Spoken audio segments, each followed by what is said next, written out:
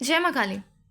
आज मैं आपके लिए एक बहुत अच्छी जानकारी लेकर आई हूँ और वो जानकारी ये है कि काफ़ी सारे ऐसे व्यक्तियों को ये लगता है कि हनुमान जी की सवारी महिलाओं के शरीर पर नहीं आ सकती। और आप में से काफ़ी सारे व्यक्ति ऐसे भी होंगे जो ये कहते हैं कि हनुमान जी की सवारी महिलाओं के शरीर पर आती है। तो आज की इस वीडियो के माध्यम से मैं आपको यही क्लियर करने वाली हूँ कि वास्तविकता क्या है। क्या वास्तव में महिलाओं पर सवारी भी आ सकती है या नहीं। तो अगर आप इस बारे में जानना चाहते हैं तो वीडियो को एंड तक ज़रूर देखें।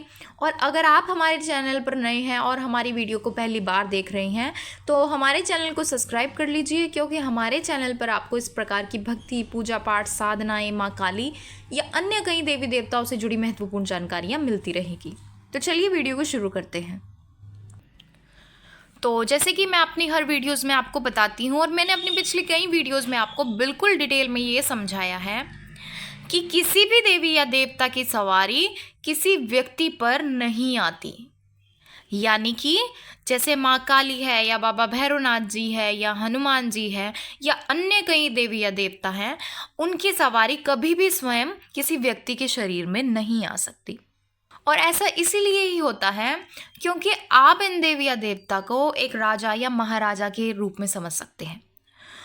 तो जैसे कि आपको पता ही है कि राजा या महाराजा स्वयं तो अपने कार्यों को नहीं करते, वो केवल आदेश देते हैं और उनके आदेशों का पालन करने का कार्य उनके आगे जो सेवक सेविकाएं होती हैं या जो उनकी प्रजा के लोग होते हैं वो ही उन कार्यों को करते हैं। तो इसी तरह से देवी या देवता कभी भी किसी व्यक्ति के शरीर में नहीं आते। उनके जो सेवक सेविकाएं होते हैं, उनके जो गण होते हैं, उनके दूत होते हैं, वही किसी व्यक्ति के शरीर में प्रवेश करते हैं। लेकिन ये होते तो उन्हीं की ही कुछ अंश है या उन्हीं के आदेश से आए होते हैं, तो इस कारण से इनको उन्हीं देवी देवता का नाम दे दिया जाता है। तो इसीलिए ये कहते हैं कि माँ काली की सवारी है या बाबा भैरवनाथ जी की सवारी है या हनुमान जी की सवारी है।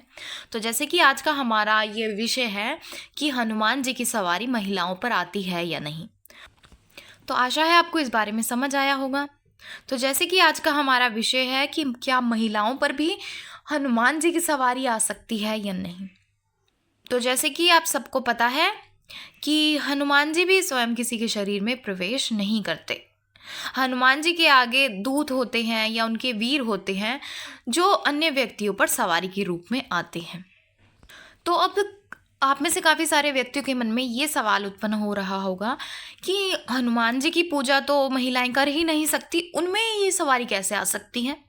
हनुमान जी तो किसी महिला के नज़दीक भी नहीं आते, वो कैसे प्रवेश कर सकते हैं।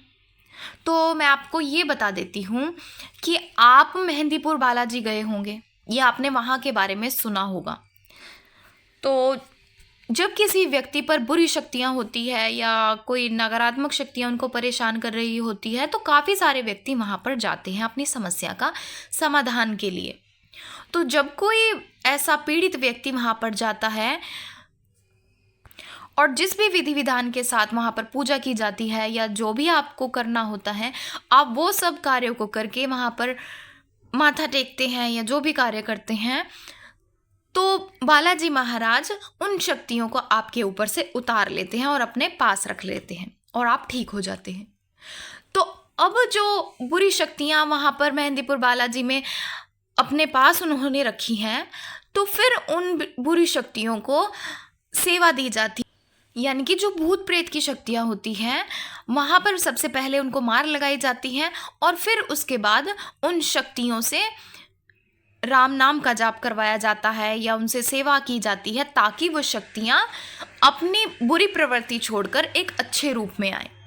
जैसे कि कोई मुजरिम होता है और उसको जेल में डाल दिया जाता है और जेल में डालने के बाद उनसे कार्य कराए जाते हैं, तो ठीक उसी तरह से जब कोई बुरी शक्ति मेहंदीपुर बालाजी में जाती है तो उसके बाद वहाँ पर उनको मार लगाई जाती है या उनसे सेवा करवाई जाती है, साधना करवाई जाती है या उनसे नाम जाप करवाया जाता है ताकि वो बुरी शक्ति अच्छी शक्ति में परिवर्तित हो जाए।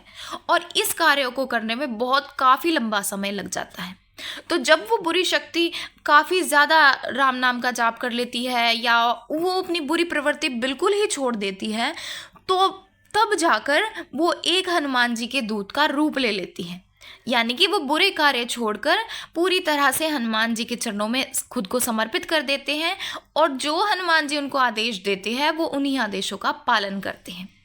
तो इसी तरह से जब कोई भक्त या साधक वहाँ पर मेहंदीपुर बालाजी में जाता है या बालाजी महाराज की बहुत पूजा करता है और फिर हनुमान जी महाराज उन्हीं भक्त या साधकों को अपने उन दूतों में से एक दूत प्रदान कर देते हैं और वही दूत उन पर सवारी के रूप में आ जाते हैं।